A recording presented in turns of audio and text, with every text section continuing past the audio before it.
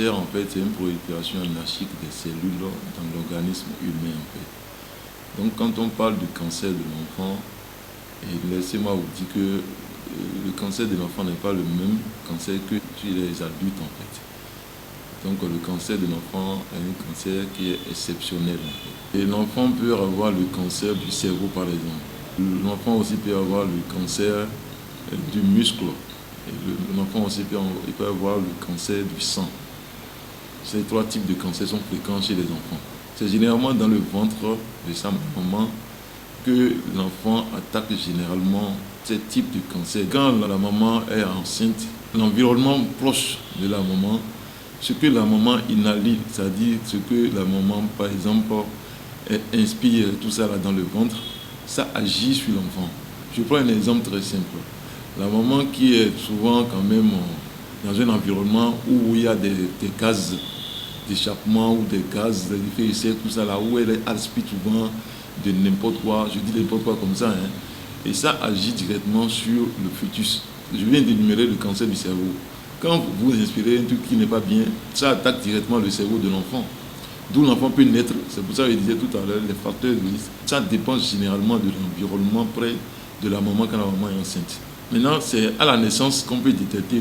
Vous admettez avec moi que dans le ventre, on ne peut pas dire que l'enfant a le cancer. C'est quand l'enfant naît qu'on constate quelques signes. Je vais vous énumérer. Quand l'enfant naît, par exemple, un enfant qui est né très fatigué, par exemple, et l'enfant qui est né ne crie pas, l'enfant qui est né ne bouge pas, ne fait pas trop de gestes. Vous savez, non, quand l'enfant naît, le cercle de famille applaudit à grand cri, parce que l'enfant crie généralement.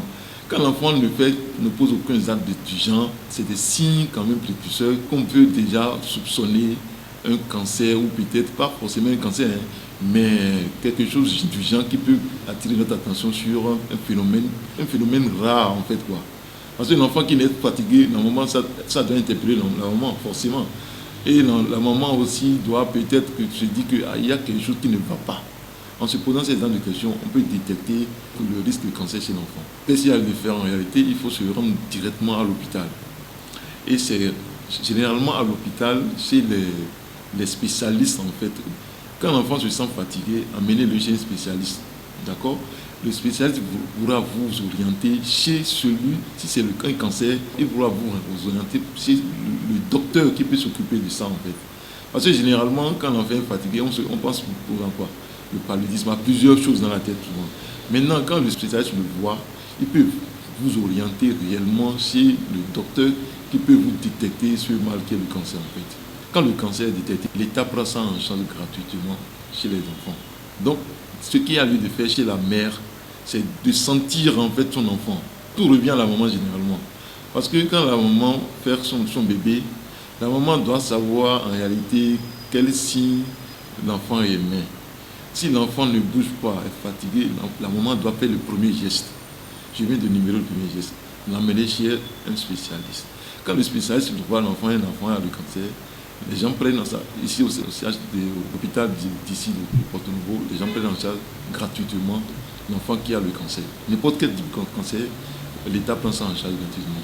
Quand vous ne constatez rien, et l'enfant a vraiment le cancer à tête l'enfant, c'est difficilement qu'on arrive à sauver l'enfant. Déjà, c'est un adulte, il est quand même difficile de guérir le cancer. C'est pour ça qu'on dit souvent que c'est à l'étape de la naissance que la mère a un rôle précurseur à jouer. C'est-à-dire, il ne faut jamais qu'on aille à l'étape terminale chez un petit enfant avant de dire qu'on constate le cancer. C'est pour ça que j'ai dit que dès que vous sentez n'importe quel signe chez un enfant, allez directement à l'hôpital. Bien sûr que les cancers se guérissent généralement. Quand je dis le cancer du cerveau par exemple, dès que vous sentez l'enfant fatigué, et le spécialiste il met le doigt, d'accord, sur le mal, il est généralement à 80% des cas, ça se guérit. Je répète encore, n'importe quel cancer que je viens de, le cancer du muscle par exemple, d'accord, ça donne toujours des signes. Cancer du cerveau, ça donne toujours des signes. Et quand vous les détectez très tôt, quand le spécialiste le voit, c'est pour ça que j'ai dit qu'il faut l'envoyer directement l'enfant chez un spécialiste. Quand il le voit et le cancer est détecté, à 80% des cas, ça se guérit. Dans la lutte contre le cancer, la prévention vaut mieux que tout. Et je viens vous dire, c'est des actes de prévention que nous menons souvent, et aussi des actes de sensibilisation et d'information. En matière de cancer, l'information est capitale. Au-delà des médias, nous sensibilisons les élèves, les taxis-motos, nous sensibilisons la couche en général. Et il y a des cibles, je viens de dire les gaz, qui sont ceux qui sont directement exposés. Ce sont les cibles, d'accord? Les élèves, parce que les élèves vont constituer quand même un relais. Dès que nous sensibilisons un élève ou une élève qui va à la maison, va dire à sa maman, n'est-ce pas? Donc c'est pour là qu'on a choisi ces cibles, en fait, pour que notre information, les informations que nous donnons soient relayées.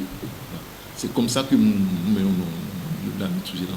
Quand votre enfant naît, d'accord, et que vous constatez ces signes, ne les gardez pas à la maison. C'est-à-dire c'est dangereux en fait, quoi.